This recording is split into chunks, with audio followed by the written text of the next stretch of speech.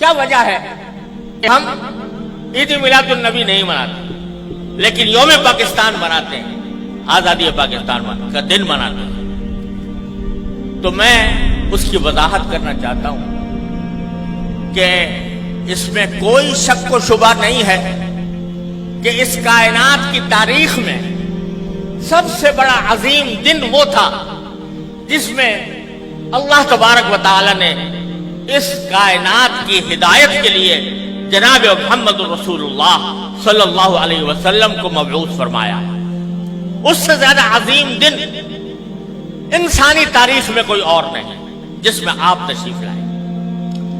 لیکن آپ ہی کی تعلیمات اور آپ ہی کی سنت اور آپ کے جانثار صحابہ کرام کی سنت یہ ہے کہ انہوں نے کبھی نبی کریم صلی اللہ علیہ وسلم کا دن نہیں منایا، اور اس لیے نہیں منایا کہ اللہ تبارک و تعالی نے رسول کریم صلی اللہ علیہ وسلم کو اس لیے مبعوث فرمایا تھا تاکہ آپ کی ہدایت کی روشنی سے یہ کائنات منور ہو اور لوگ آپ کی تعلیمات کی اتباع اور پیروی کریں۔ آپ کی ذات والا صفات وہ ہر قسم کی رسمی کارروائیوں سے کہیں بالا تر ہے، اور حضرات صحابہ کرام جو آپ کی زندگی کے ایک سانس کے بدلے اپنی ساری زندگیاں نچھاور کر سکتے تھے، انہوں نے کبھی یہ دن نہیں منایا۔ جب انہوں نے جو کوئی چیز نہ منائی ہو اور انہوں نے اس سے اعتراض کیا ہو اور اس کے بجائے ساری زندگی اتباع سنت کی کوشش کی ہو، اس کو اگر ہم منانا شروع کریں تو دین کے اندر ایک اضافہ ہوگا، دین کے احکام میں ایک اضافہ ہوگا، اور دین کے کام میں کوئی اضافہ وہ بدعت کہلاتا ہے۔ من احدث فی امرنا ھذا فہو رد، تو وہ بدعت بن جاتا ہے کیونکہ وہ ایک مذہبی معاملہ ہے۔ عید میلاد النبی مذہبی تقریب کے طور پر منائی جاتی ہے، مذہبی عید کے طور پر، عید کا نام اس کا رکھا گیا ہے، اور وہ مذہبی تقریب ہے، اور مذہبی تقریب اگر کوئی شخص مذہب کا حصہ سمجھ کر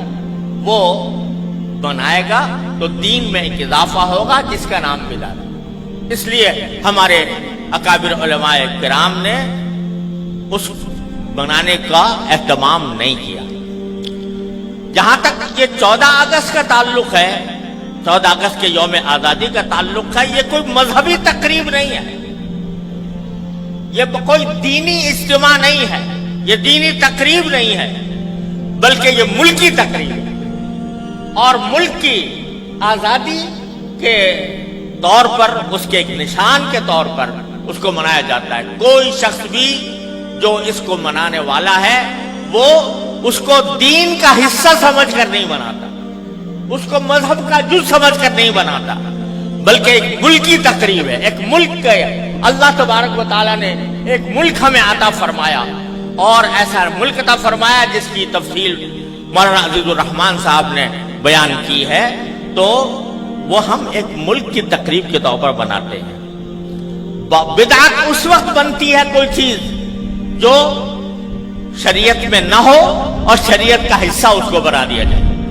لیکن یہ کوئی شریعت کا حصہ نہیں، یہ کوئی دین کا کوئی دینی تقریب نہیں، دینی عید نہیں، دینی مذہب نہیں، دین کا کوئی مذہبی حصہ نہیں، لہذا یہ ایک ملکی تقریب ہے۔ اور یہ ایسا ہے جیسے کہ اگر کوئی شخص اپنے گھر کے اندر کسی اپنے گھر کی تعمیر ہوئی اور اس تعمیر کے اوپر کوئی اجتماع کرے، کوئی دعوت کرے، تو یہ کوئی مذہب کی تقریب نہیں ہے، کوئی دین کی تقریب نہیں ہے۔ اسی طریقے سے ہم